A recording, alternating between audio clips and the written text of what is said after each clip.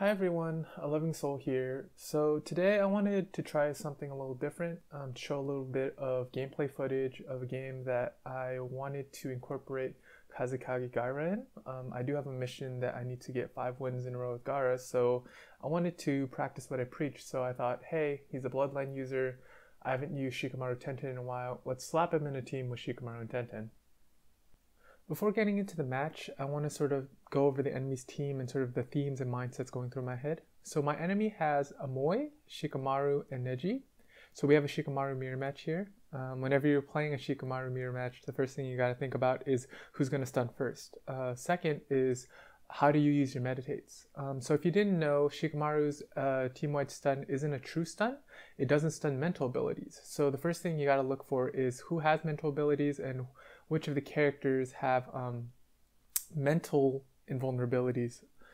So on the enemy's team, he has Neji and Shikamaru, which both have mental invulnerabilities. So it's probably a mistake to use Meditate on Shikamaru, but it might be worth it to use on Neji. Second, his team has a counter available through Amoy, so I have to look out for that. The only character on my team that's really vulnerable to that is Shikamaru, because he has AoE abilities, but my other two characters I can play around the counter pretty easily. TenTen's abilities both have the not affected by counters text on it, and Kazekage Gaara is more of a single target character, so I can just point his abilities on the other two characters. Without further ado, let's just get into it. So we're going second in this game, and we get 2 playable chakras. Typically I like going for Sand Summoning turn 1 with Gaara, so I'm going to have to choose which chakra to throw away. I'm going to end up throwing away the White Chakra Genjutsu because I don't mind waiting a little bit longer with Shikamaru. I also use Meditate on Neji here. Like I mentioned, I don't want to use Meditate on Shikamaru. I also don't want to use it on Amoy because Amoy has counters. It also doesn't hurt to have extra access to Neji later if we decide to Shadow Neckbind, because Neji's kit naturally allows him to go invulnerable very often. So our opponent pulls the trigger very early. He uses his second turn to use the AoE stun that Shikamaru has available. But notice that I pretty much put that Meditate he used turn 1 to waste because Shikamaru has that mental invulnerability, like I mentioned.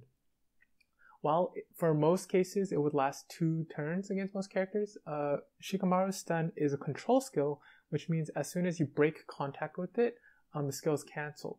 So I pass back to the opponent, and now we have to sort of start preparing our counterattack. Because we didn't spend very much chakra last turn, we're going to have a big chakra pool going into this turn. Our opponent puts a lot of pressure on Gaara, surprisingly, while also meditating against TenTen. So this turn we probably want to spend it to relieve some pressure from Gaara. So we're going to either want to stun with Gaara or Shikamaru. I think this turn it makes a bit more sense to stun the entire enemy team and recoup some tempo from our opponent. I also decide to use TenTen's preparation skill, even though we're not going to benefit from the physical invulnerability, just because on the off chance I get a taijutsu next turn, I want to be a tempo ahead, and I do just that.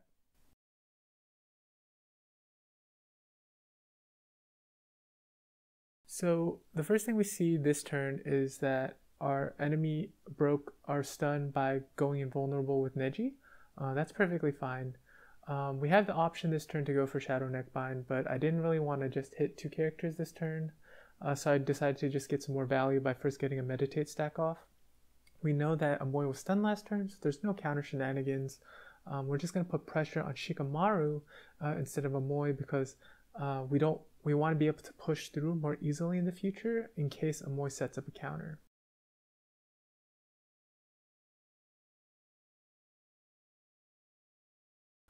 So notice the order that I put my abilities in. The first thing that we're going to do is set up TenTen's Twin Rising Dragon's Trap. At first I went for the Shadow Neckbind, but I realized, hey, he might have a counter available or a Paper Bomb.